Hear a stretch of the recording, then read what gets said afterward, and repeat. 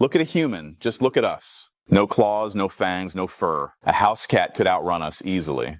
A goose could win a fight with us. We overheat, we trip, we pull muscles, we get winded climbing one staircase. By every obvious measure, we are not a predator. We are a snack, and yet somehow we hunted everything. We chased down deer, antelope, horses. Animals faster, stronger, and tougher than us. Animals that should have escaped easily. So how does a soft, slow, sweaty little primate catch anything at all? The answer is the dumbest superpower in nature. We do not catch them. We outlast them. Humans are endurance hunting machines. Let that sink in for a second. We are nature's stalkers. Picture the animal we are chasing. It is fast, genuinely beautifully fast. It takes one look at us and bolts. 40 miles an hour, gone. And that should be the end. Except we just keep coming. Watch what happens to fast.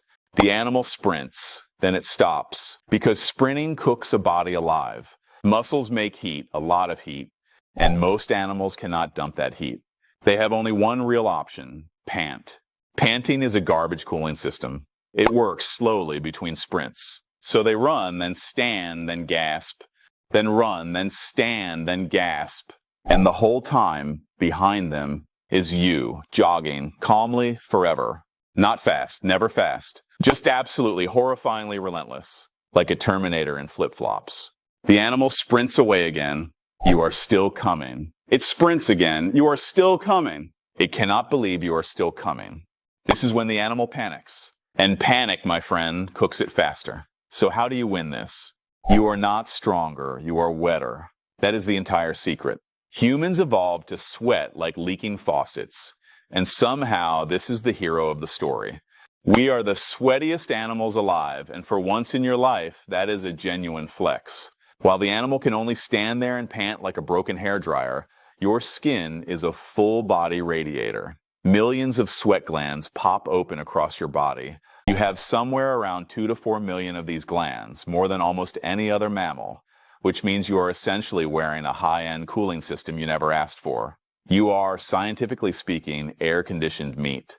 And it is worth appreciating just how badly everything else is built for this. A dog overheats and its only plan is to lie down and pant at you, accusingly. A bird fluffs up and finds some shade and hopes for the best. A cat does the dignified thing and simply refuses to participate in any of this. Almost every animal on Earth is a paid-up member of the panting club, and the panting club loses to the heat eventually. You quietly resigned from that club a couple of million years ago. And the upgrades do not stop there. Because we also did something deeply embarrassing on purpose. We got naked. That hairlessness you complain about every winter, that is cooling system upgrade number 2.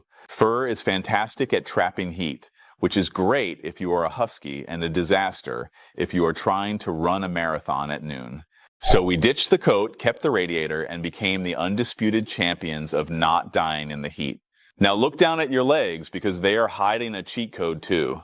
You have these big, springy tendons in there, and the Achilles tendon in particular acts like a slingshot, storing energy every time your foot lands and flinging it back as you push off. This means jogging costs you far less fuel than it has any right to, making you quietly one of the most efficient long-distance machines in the entire animal kingdom. Researchers think this is exactly why our legs look the way they do, with long, springy tendons and big, shock-absorbing joints that only really make sense for a body built to run for hours. We even have a tiny but telling feature in the back of the skull, a little ligament that helps keep our heads steady while running. And the same feature shows up in horses and dogs, but not in apes that do not run. And then there is the breathing trick, which is genuinely unfair. Most four-legged runners are locked into exactly one breath per stride. Because when they gallop, their guts slam back and forth against their lungs like a piston, forcing the rhythm for them. You are not locked into anything. You stand upright, completely decoupled from that mess. Free to breathe fast, slow, deep, or shallow, exactly whenever you feel like it, for hours on end. You are, in short, a bipedal cooling tower that flatly refuses to die. There is even a sneaky bonus feature. You have hands, and hands can carry water. So while every other creature has to gamble its life on finding the next watering hole, you brought the watering hole with you, sipping calmly as the chase drags on. Picture the full scene now, because it is genuinely a little horrifying. The animal is built like a sports car, explosive, gorgeous, ferociously fast, and absolutely terrible at not overheating. You are built like a rusty diesel engine that someone started in 1997 and forgot to turn off, and it is somehow still running. The sun climbs higher, the heat builds, the air shimmers. The animal sprints, stops, pants, and cannot shed the heat fast enough to recover.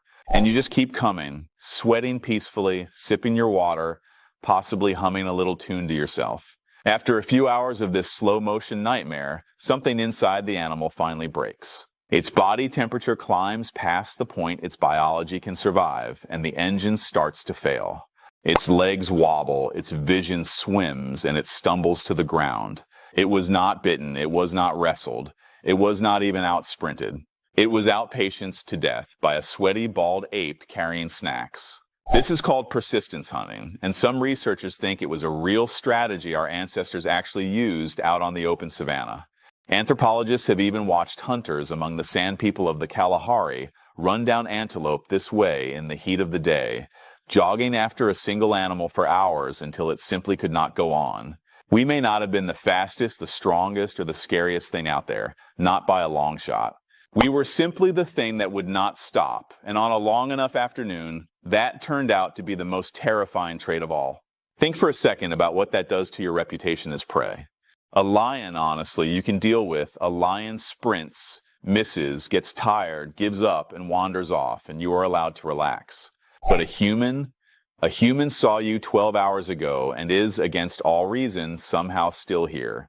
There is simply no escaping the one creature whose entire gimmick is that it does not escape and it does not quit. And here's the part that should genuinely unsettle you a little.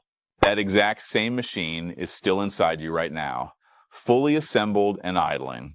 The millions of sweat glands, the springy tendons, the bare skin, the upright, independent breathing, all of it standard equipment. You did not earn a single piece of it, and there is no return policy. You are a finely tuned, purpose-built endurance predator, currently using that magnificent body to walk to the fridge during ad breaks. This is also why humans crush endurance sports in ways that start to look faintly ridiculous. Put a human against a horse in a short sprint, and the horse wins every single time. No contest, do not even bother. But there is a race in Wales run every year where humans race horses across 22 miles of hills, and every so often the human just wins. A soft, naked, snack-carrying ape beats an actual horse, because the universe, it turns out, has a real sense of humor. And in really long ultra-distance races, the gap shrinks even further, because the longer the distance drags on, the more the contest quietly tilts toward the animal that was built to never stop.